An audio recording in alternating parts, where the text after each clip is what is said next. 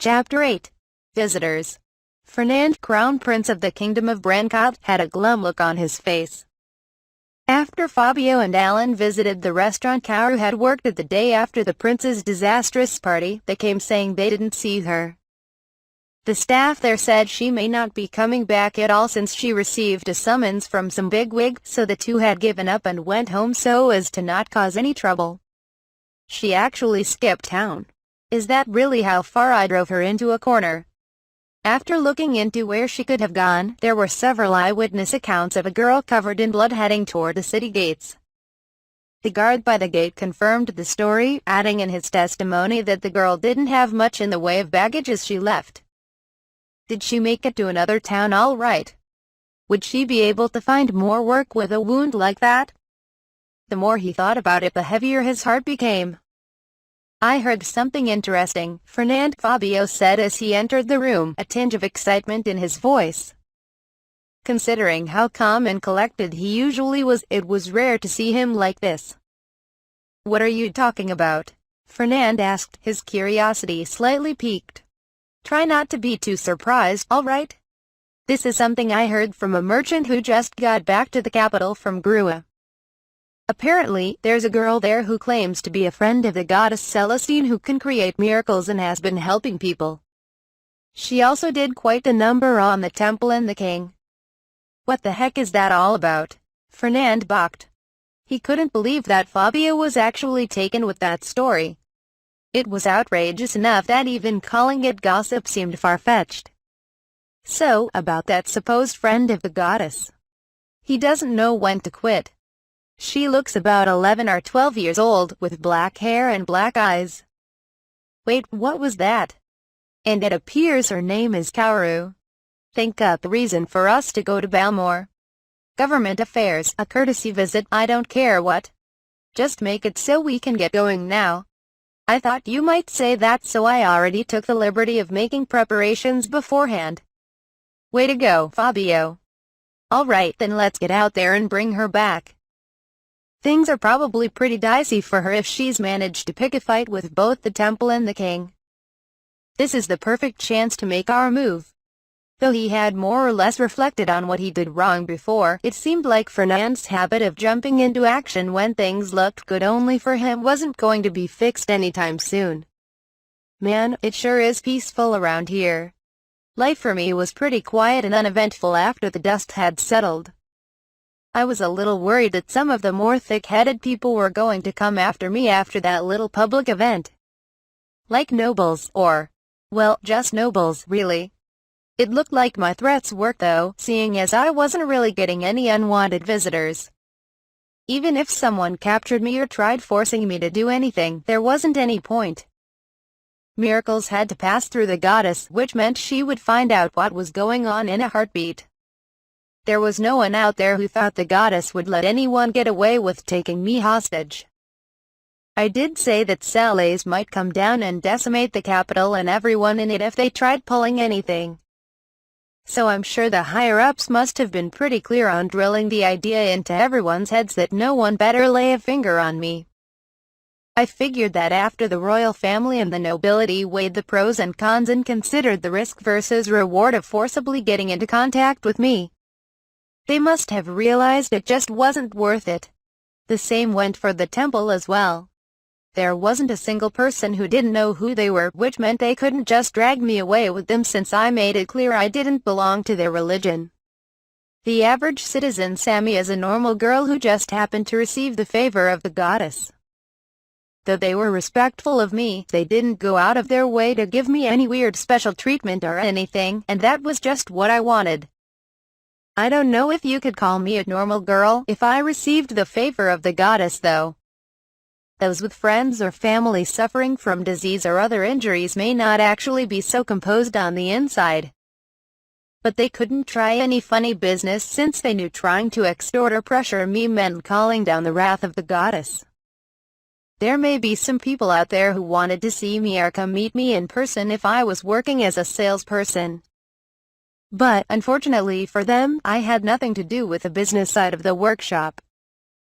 I just stayed in the back doing stuff like cooking meals and cleaning up, which meant there wasn't any guarantee they'd see me if they tried paying a visit there. Even when I was out and about, everyone who knew me didn't seem to mind if the goddess liked me or not. They saw me as me and treated me the same as always. The same went with everyone else I met too, since it actually didn't seem like too many people realized who I was. Though black hair wasn't the most common trait in this world, you could find more than a few other people with that color in a place as densely populated as the royal capital. That wasn't even mentioning that the crowd who had gathered for that public Q&A session only represented a fraction of the people living in the capital. And an even smaller fraction of them had been close enough to see what I looked like. They didn't exactly have photos here either, so I didn't have to worry about my face being plastered all over the news by the media. The only thing people seemed to know about me was that I was a girl with black hair.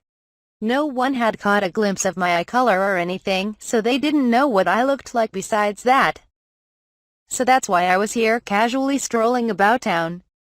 I wasn't always going to the marketplace or the library, or even to see the kids at the rundown house or anywhere like that. Sometimes I would just go take walks by myself, and maybe do some shopping or grab myself a bite to eat. As I was busy stuffing my face with the meat skewers I had just bought from a food stall, I spotted a real stunner of a woman walking toward me. She looked young enough that I should be calling her a girl, but any foreigner over 15 looked like an adult in my eyes. You were considered an adult once you hit 15 in this world, so maybe that wasn't too far off anyway. She stood tall, cutting a rather gallant figure. She walked at a brisk pace and wore a sword on her waist. Judging from her garments, she looked to be a knight, or at least a knight in training. As we were just about to walk by each other, the girl stopped dead in her tracks as she stared directly at my face. The expression on her own turned into one of shock before she cried out, "Oh my goddess." Well, that definitely sounded like the title of a certain long-running manga. "Who are you again?" I was a little confused, being called out by a girl I'd never seen before. The people around us seemed to think she'd just heard a wrong version of the rumors floating around and paid us no mind. It's me. Francette the Knight. Again, who? That was the moment Francette realized she'd never even given the girl her name the last time they met. Even if she did, however, Kaoru probably would have forgotten it by now.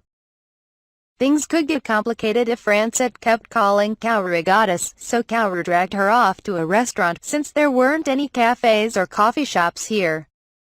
There was still some time before lunch, so the inside of the shop was basically empty.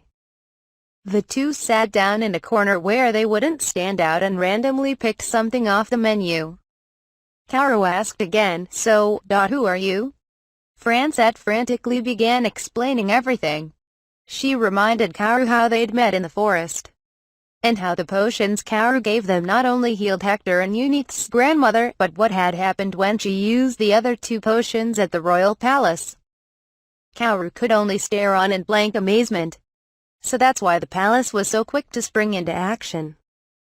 But that aside, Kaoru leaned over and stroked Francette's face. "I never would have thought it'd turn out this perfect. I guess that's what you get when you receive weird powers from a higher being who rivals God himself." What? Don't worry about it, it's nothing. Just talking to myself. After trying to play that off, Kaoru sank deep into thought.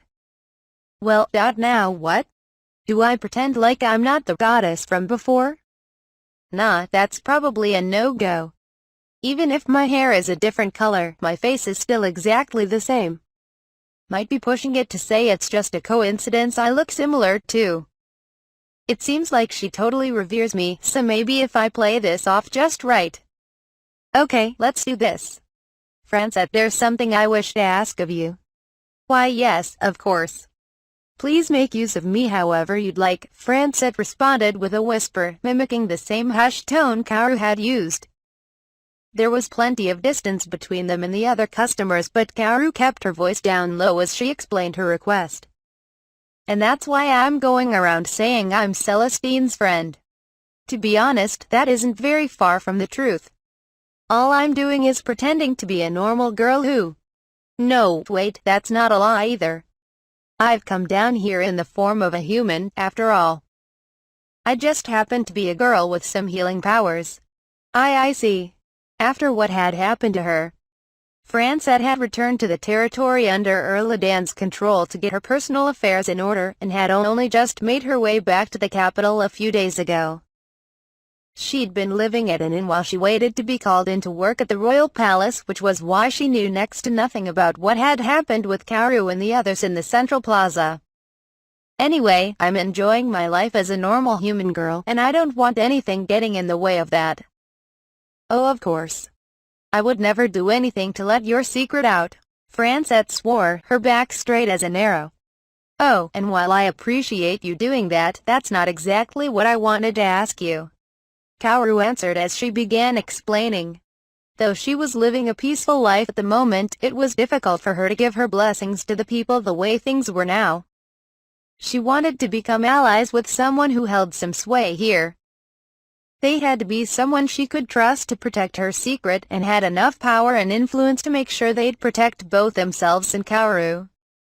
On that point, she was wondering if Francette could stealthily put her into contact with the head of the household of the brother and sister she had met before. An earl should hold a pretty significant amount of power. And she'd already brought about a miracle for them with their grandmother, not to mention how the family and a good number of the king's ministers had borne witness to Francette's own miraculous transformation. As well, there was probably a much smaller chance of them trying to pull anything compared to other nobles. She also didn't want to risk the chance of having to cut ties with any of her previously made relationships because it would otherwise put them in danger. However, I resigned from working for Erladan. I've already moved out of his domain and transferred here to the capital. Huh. Kaoru found herself dumbstruck once more when she found out the plan she'd just managed to put together was all for naught. That is why, starting tomorrow, I will be working under the employ of Roland, the king's brother, as his personal guard. What? It looked like it was time for a change of plan.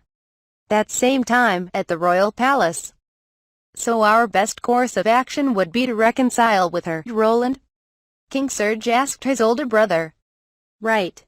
We won't push our luck and instead just do our best to win her over and gain her trust. Then let's have the Lionheart family handle this for now. After that, it's just a matter of using their influence to slowly expand the scope of people she'll speak with until it includes us. Should we raise Viscount Lionheart to the status of Earl and assign him a post so the other nobles won't try to interfere? Then he'd no longer be an unimportant noble, right? Roland replied with a shrug of his shoulders. Also at that same time, at the royal capital's main temple. So, should we be thinking of a way to bring her to our side, Archbishop? Correct. We will slowly grow closer to her until the day comes where we can finally invite her to the temple, Archbishop Saulnier declared to Bishop Perrier. She has already abandoned her home country, and she isn't in possession of friends or acquaintances who belong to the same religion as her. I should think it'd only be a matter of time before she joins us in worshipping Celestine with the temple of the goddess. When he was finished, he turned toward the elderly oracle waiting patiently nearby. We shall be counting on you, Oracle Shayla. You are the one goddess Celestine wished to speak to and deliver her divine revelation to the masses. I'm sure if anyone can earn the trust of a friend of the goddess, it would be you. I shall have some others join you as well, so I leave it in your capable hands. Yes, you can leave it to me, Shayla respectfully answered. Suddenly, a question popped into the Archbishop's head and found itself being asked on his lips just as quickly as it had appeared. Incidentally, Shayla, it has already been over 50 years since you last spoke with the goddess. Do you think you could share what you talked about with her back then? I couldn't help but wonder just what that could have been for these past 53 years, and I was hoping I might be able to know before I pass on, if at all possible. But the oracle only smiled and shook her head. Not every word from the goddess is a revelation for the masses, I'm afraid. Is that so? Well, I already knew that was the answer I was going to get. Archbishop Salonier was smiling as he answered, but still seemed a little disappointed to hear it. I can't say it. I can't just tell the Archbishop that the only thing we discussed together were plans on how to get the attention of some guy she liked. That's the only thing we did that whole time. This was definitely a secret Shayla knew she had to take with her to her grave. Back at the mail art workshop, everyone there was treating Kaoru just about the same as they usually did. The only things they asked from her were to help cook and clean. They weren't trying to use her to get in the goddess's good graces, as they were more than happy just having a cute girl there with them. After all, it wasn't like the goddess herself would come down to help them cook and clean, or come help with the metalworking in the shop or anything like that. Today, another member of the temple had come to pay a visit to the workshop. The Oracle Shayla came every day to invite Kaoru to come to the temple so they could chat. And every day Kaoru would refuse because she didn't want to go to any temple that was of a different religion than her own. This time, Shayla had come suggesting they meet at a restaurant instead. When Kaoru looked into the restaurant in question, she discovered that it was supposed to have a completely soundproof room way in the back. A shiver ran through Kaoru's body, and she immediately shot down that particular idea. The next time she heard from Shayla, it was to ask if she'd like to meet in a place of her choosing. Kaoru figured Shayla wasn't going to give up until the Oracle got a chance to see her again, so she resigned herself to visiting with Shayla, but not in any secret back rooms or anything. She wanted to meet in a place where everyone could see them. A few days later, at a certain restaurant, Kaoru had some free time between cleaning up after making lunch at the workshop and getting ready to make dinner. She set aside some of that time to give in and meet up with Shayla. My apologies for keeping you waiting. The Oracle in question had appeared, along with an assortment of boys and girls following after her. There were 5 of them total, 3 boys and 2 girls spanning anywhere from 10 to 16 years old, each one of them more handsome or beautiful than the last.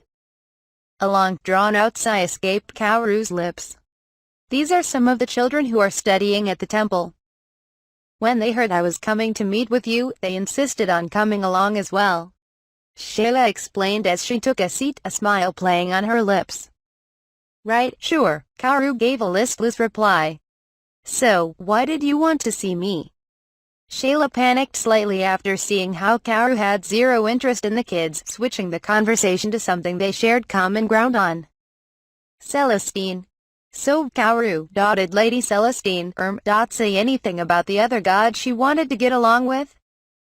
Though it was in front of the children, this was the only conversation she could bring up to talk to Kaoru about. She was hoping it would make Kaoru think Celestine was a close friend of hers as well. What, Celly's talked to you about that too? Yeah, she seemed pretty happy about having a chance to talk with him. Really? That's wonderful news. Even though she was the one to bring it up, Shayla was shocked to learn things were actually going well for the goddess. Did the plans I thought up for her end up working? Quote.